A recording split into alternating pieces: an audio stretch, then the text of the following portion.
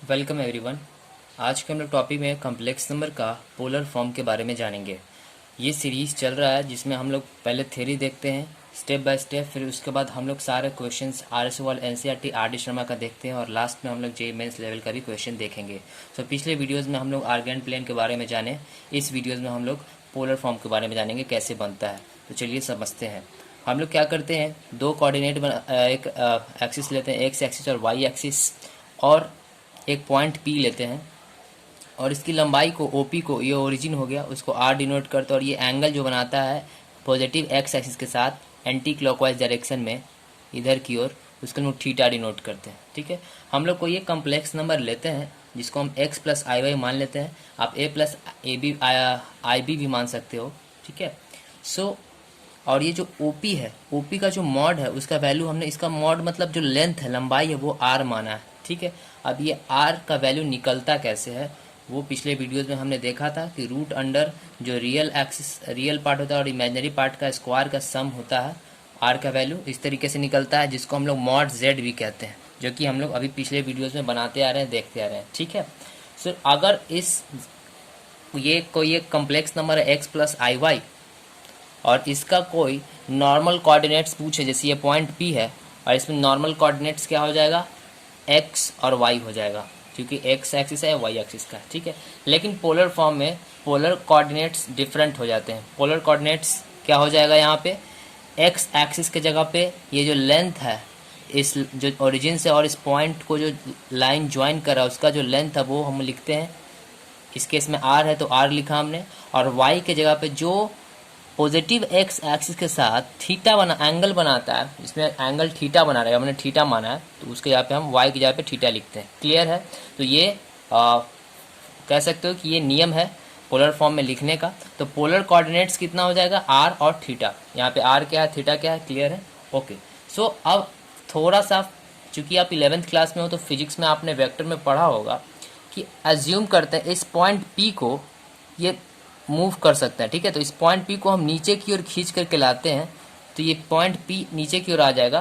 तो x axis के along इसका OP का कौन सा प्रोजेक्शन होगा, तो x एक्सिस के अलोंग जो OP का होगा, हम लोग जानते हैं कि जब x एक्सिस की ओर नीचे की ओर प्रोजेक्शन लेते हैं हम लोग तो cos थीटा आ जाता है। तो क्या हो जाएगा, OP इंटू कॉस थीटा।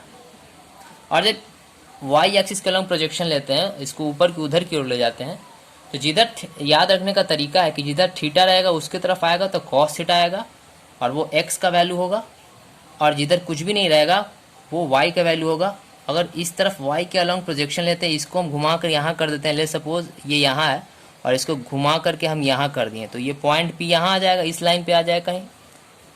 हाँ, तो इसके अलग जो प्रोजेक्शन होगा वो क्या हो जाएगा, OP cos थीटा, और इस पॉइंट P को यहाँ घुमा करके सपोज यहाँ पे आ जाएगा, तो ये y एक्सिस के अलॉन्ग हो जाएगा, यहाँ पे P आ जाएगा। तो y एक्सिस के अलॉन्ग कौन सा कोऑर्डिनेट हो जाएगा या कौन सा प्रोजेक्शन हो जाएगा, वो हो जाएगा OP sin थीटा।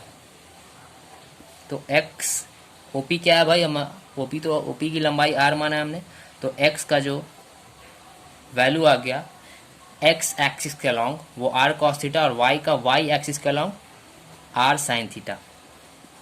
तो अगर z को, ये कम्प्लेक्स नंबर जो कि x प्लस आई वाई नॉर्मल फॉर्म में लिखा हुआ है, अगर इसको हम पोलर फॉर्म में लिखना चाहें तो क्या हो जाएगा, x के जगह पे हम क्या लिख दें, r cos theta plus i, और y की जगह पे क्या लिखते हैं, इनटू r sin थीटा। अब दोनों में r कॉमन है, सो हमारा जो पोलर फॉर्म वो बन कर के तैयार हो चुका है। हमने r कॉमन निकाल लिया और हमारे पास ये पोलर फॉर्म आ गया। अगर हमको पता है कि थीटा कितना, और थीटा निकालना भी पिछले वीडियोस में हमने देखा था, तो अगर थीटा दिया हुआ है, नहीं तो हम निकाल लेते हैं। अगर दिया हुआ है कोई कम्प्लेक्स नंबर तो हम पोलर फॉर्म में इजीली इसको लिख सकते हैं। तो पोलर फॉर्म में लिखने का कोई भी कम्प्लेक्स नंबर का फॉर्मूला होता है r into cos theta plus i sine theta. r के यहाँ पे r है लंबाई उस लाइन की जो जिस पॉइंट की बात हो रहा है और ओरिजिन को ज्वाइन करता है। r को निकालने का भी तरीका हमने पीछे वीडियोस में देखा, ये फार्मूला होता है। अब मूव करते हैं नेक्स्ट पार्ट पे। अब हम लोग जानेंगे कि कोई भी कम्प्लेक्स नंबर को पोलर फॉर्म में कन्वर्ट करने का क्या क्या तरीका होता है। तो पोलर फॉर्म में कन्वर्ट करने के लिए कोई अगर कम्प्लेक्स नंबर हमको x प्लस आई वाई दिया हुआ है तो हमें क्या क्या चाहिए, हमें तो r चाहिए, क्योंकि फार्मूला होता है r cos थीटा और i sin थीटा। तो r तो हम निकाल सकते हैं इस फार्मूला से, x और y हमको दोनों दिया हुआ है तो हम r निकल गया। अब हमको निकालना है थीटा। तो थीटा निकालने के लिए तीन केसेस है। तो पहला केसेस मान लेते हैं कि हमारा जो z है वो प्योरली रियल है। प्योरली रियल का मतलब हो गया कि z हमारा सिर्फ इमेजिनरी पार्ट नहीं है। z इज इक्वल टू हमारे पास 3 है या 2 है या 4 है या z इज इक्वल टू हमारे पास सिर्फ x ही है, ये पार्ट 0 है। उस केस में हमारा थीटा क्या होगा, तो उस केस में अब देखिए, अगर हमारा सिर्फ इमेजिनरी पार्ट ये 0 है तो हो सकता है कि z का वैल्यू सिर्फ x का ही होगा, या तो +3 होगा या माइनस में होगा, जो भी होगा वैल्यू x का, जो भी z का हमारा 3 है, लेट सपोज 3 है, तो मतलब हमारा इमेजिनरी पार्ट जो y है वो तो 0 है, हो सकता है। तो z का वैल्यू क्या हो जाएगा, सिर्फ प्योरली रियल मतलब क्या हो जाएगा, प्योरली रियल का मतलब z सिर्फ x का ही वैल्यू होगा, y तो कुछ होगा नहीं। और जो x का वैल्यू वो पॉजिटिव भी हो सकता है और निगेटिव भी हो सकता है। तो अगर जब x का वैल्यू पॉजिटिव होगा, जब x यहाँ पे जो होगा वो पॉजिटिव होगा, जो थीटा होगा वो क्या होगा, हमारा 0 होगा। थीटा क्या होगा हमारा 0। कैसे होगा चलिए जानते हैं। अब इस वीडियोस में हम लोग देख रहे थे कि अगर हमारे पास कुछ x है तो x मान लेते हैं कि x का वैल्यू 2 है और ये 3 है। तो जब 2 है तो यहाँ पे ये 2 होगा और 3 यहाँ पे है तो ये पॉइंट यहाँ लाई कर रहा है, लेट सपोज। लेकिन हमारे पास y है ही नहीं, सिर्फ 2 है, तो अब तो ये लाइन ऊपर उठेगा नहीं, कुछ एंगल बनेगा नहीं, तो यही लाइन हो जाएगा कुछ इस तरीके से। तो यहाँ पर थीटा जो एंगल है वो क्या हो गया 0, x एक्सिस के साथ मर्ज कर गया। क्लियर है। लेकिन अगर हमारे पास निगेटिव वैल्यू है जैसे -5, तो फिर लाइन कुछ उठेगा नहीं क्योंकि y तो है नहीं, तो यही लाइन हो जाएगा और ये लाइन फिर x एक्सिस के साथ मर्ज कर जा रहा है। लेकिन इस केस में जो थीटा का जो वैल्यू होगा वो क्या हो जाएगा, यहाँ से हम देखेंगे इस तरीके से, वो क्या हो जाएगा, पाई हो जाएगा। वो क्या हो जाएगा, पाई। हमेशा ध्यान रखेंगे। क्लियर है। दूसरा पार्ट, सो मैं कह रहा था कि अगर हमारे पास कोई एक कम्प्लेक्स नंबर जैसे 2 + 3i, तो हमारे पास x 2 है और y 3 है। क्लियर है। तो इसका मतलब हुआ कि x 2 है, यहाँ पे मान लेते हैं कि यहाँ 2 है और यहाँ 3 है, इसको ज्वाइन किया तो ये हमारा पॉइंट P बना, तब तो ये लाइन ऊपर की ओर उठा। लेकिन अगर प्योरली रियल है, इसका मतलब हमारा जो y पार्ट है वो इमेजिनरी पार्ट है वो 0 हो गया।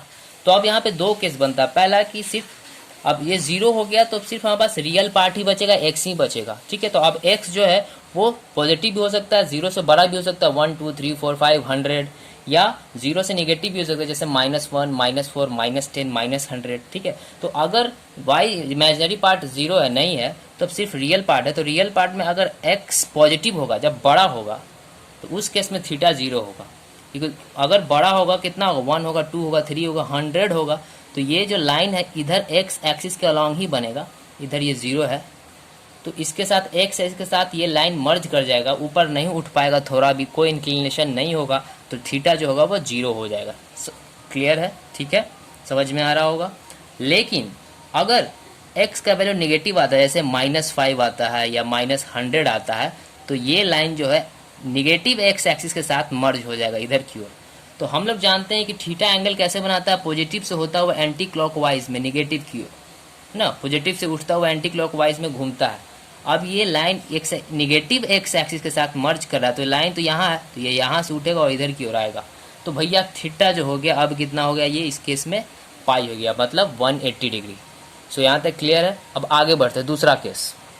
तो दूसरा केस कहता है कि जब z प्योरली इमेजिनरी होगा, पहला में देख लिया हमने कि प्योरली रियल, दूसरा में कि प्योरली इमेजिनरी। प्योरली इमेजिनरी का मतलब कि जो x पार्ट होगा, जो रियल पार्ट होगा वो 0 हो जाएगा, मतलब सिर्फ y एक्सिस वाला बचेगा, कुछ इस तरीके से। तो इस केस में भी तो दो केस आता है। पहला केस कि जब ये y जो हो पॉजिटिव हो, मतलब 0 से ज़्यादा, 1 2 3 4 100, तो उस केस में क्या होगा, तो उस केस में भी हम लोग देखते हैं। सो इस केस में मान लेते हैं कि रियल पार्ट 0 है और इमेजिनरी पार्ट ही सिर्फ बचता है। तो अगर y जो है वो 0 से बड़ा है, मान लो कि 2 है, तो ये लाइन यहाँ पे 2 आ गया, तो ये जो लाइन है ये y एक्सिस के साथ कोइंसाइड कर जाएगा, तो अब ये थीटा बनता है कैसे, एक्स एक्सिस से ऊपर उठता है और वाई एक्सिस को टच करता है, ठीक है।